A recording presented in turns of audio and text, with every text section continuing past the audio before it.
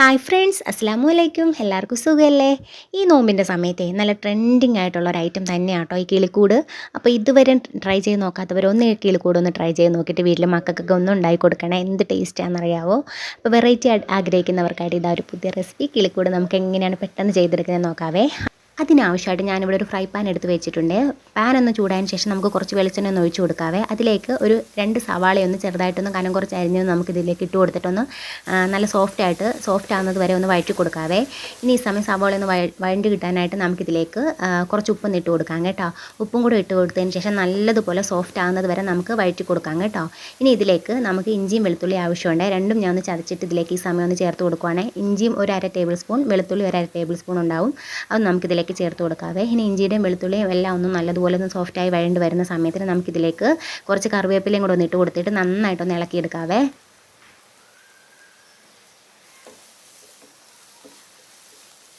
ഇനി നമുക്കിതിലേക്ക് വേണ്ടുന്ന മസാലകളൊന്ന് ചേർത്ത് കൊടുക്കാവേ. 1 ടേബിൾ സ്പൂൺ മുളക് പൊടി ചേർത്ത് കൊടുത്തിട്ടുണ്ട്. ഇനി ഇതിലേക്ക് 1 ടേബിൾ സ്പൂൺ ചിക്കൻ മസാലയാട്ടോ ചേർത്ത് കൊടുത്തിരിക്കുന്നത്. ഇനി ഇതിലേക്ക് മല്ലിപ്പൊടിയും കൂടെ 1 ടേബിൾ സ്പൂൺ ചേർത്ത് കൊടുത്തിട്ട് ആവശ്യത്തിനുള്ള മഞ്ഞൾപ്പൊടിയും കൂടെ ചേർത്ത് കൊടുത്തിട്ട് മസാലകളുടെ പച്ചമണം മാറുന്നത് വരെ നമുക്കൊന്ന് നന്നായിട്ട് പാനിലിട്ട് ഒന്ന് ഇളക്കി കൊടുത്തുകൊണ്ടിരിക്കാം കേട്ടോ. ഇനി ഇതിലേക്ക് നമുക്ക് വേണ്ടത് ഒരു 3 കിഴങ്ങ് എടുത്തിട്ട് നന്നായിട്ട് വേവിച്ചിട്ട് ഉടച്ചെടുത്ത കിഴങ്ങ് നമുക്കിതിലേക്ക് ചേർത്ത് കൊടുക്കാവേ. ഇനി കിഴങ്ങിലും എല്ലാം നമ്മളിപ്പോൾ ചേർത്ത് കൊടുത്ത മസാലകളൊക്കെ കിഴങ്ങിലേക്ക് കയറി പിടിക്കത്തക്ക വിധം നമുക്ക് നന്നായിട്ടൊന്ന് ഇളക്കിയത് ഇതുപോലെ കൊടുക്കാവേ. ഒരു കുറച്ച് സമയത്തിനകം തന്നെ നമുക്ക് ഇതുപോലെ ആയി കിട്ടും. ഇനി അതൊന്ന് മാറിയിരിക്കട്ടെ. ചൂടൊക്കെ ആറിയതിന് ശേഷം നമുക്ക് ഇതിലേക്ക് ഇനിയിപ്പോൾ നമുക്ക് മുട്ട വേണം, കുറച്ച് മൈദ കലക്കിയത് വേണം. ഇനി നമുക്കിതിലേക്ക് സേമിയയും കൂടെ വേണം കേട്ടോ. നമ്മുടെ കയ്യിലേക്ക് കുറച്ച് കിഴങ്ങിൻ്റെ മിക്സ് എടുത്ത് വെക്കുക. നല്ല ചൂടാറിയതിന് ശേഷം ചെയ്താൽ മതി കേട്ടോ, അല്ലെ കൈയൊക്കെ പൊള്ളുവേ. ഇതിലേക്ക് ഒരു പീസ് മുട്ട എടുത്ത് വെച്ചിട്ട് നമുക്ക് നന്നായിട്ട് ആ കിഴങ്ങിൻ്റെ മിക്സ് കൊണ്ട് നന്നായിട്ടൊന്ന് കവർ ചെയ്ത് കൊടുക്കാവേ.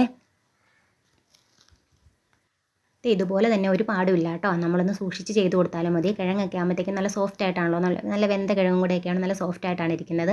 നല്ലതുപോലെ നമ്മുടെ കൈ കൊണ്ട് തന്നെ നമുക്കൊന്ന് ഷേപ്പാക്കി ഇതുപോലെ ഒന്ന് ഉരുട്ടി കൊടുക്കാവേ.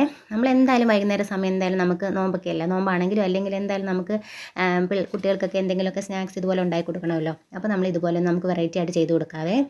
ഇനി ആ മിക്സ് നമുക്കിതിലേക്ക് മൈദയ്ക്ക് പകരം ഈ സമയം നിങ്ങൾക്ക് മുട്ട വേണേലും എടുക്കാം കേട്ടോ. ഞാനിപ്പോൾ ഇവിടെ മൈദയായിട്ട് എടുത്തിരിക്കുന്നത്. മൈദയുടെ മിക്സിലും കൂടെ ഒന്ന് മുക്കി കൊടുത്തിട്ട് നമുക്ക് ഈ സമയം എടുത്ത് വെച്ചിരിക്കുന്ന സേമിയയിലും കൂടി ഒന്ന് ഡിപ്പ് ചെയ്തെടുക്കാവേ. ഇനിയിപ്പോൾ ഈ സമയം നിങ്ങൾക്ക് വറുത്ത സേമിയ തന്നെ എടുക്കാൻ ശ്രദ്ധിക്കണം കേട്ടോ.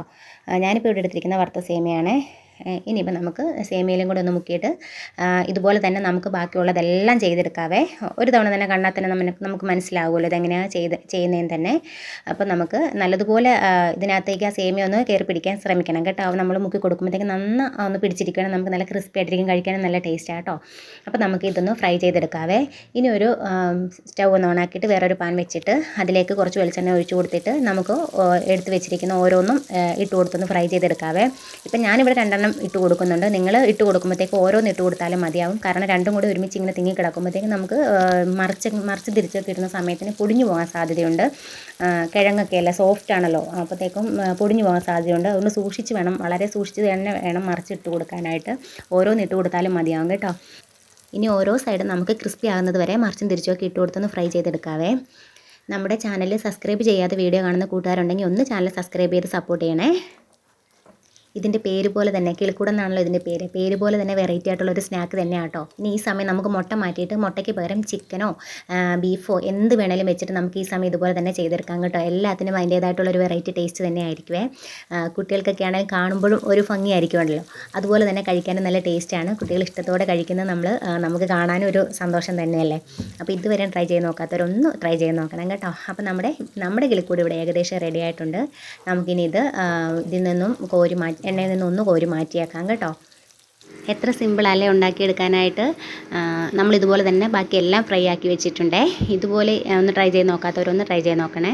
ഇൻഷാ അല്ലാഹ് ഇതുപോലുള്ള കൊച്ചു കൊച്ചു റെസിപ്പീസുമായിട്ട് നമുക്ക് വീണ്ടും കാണാവേ. Thanks for watching.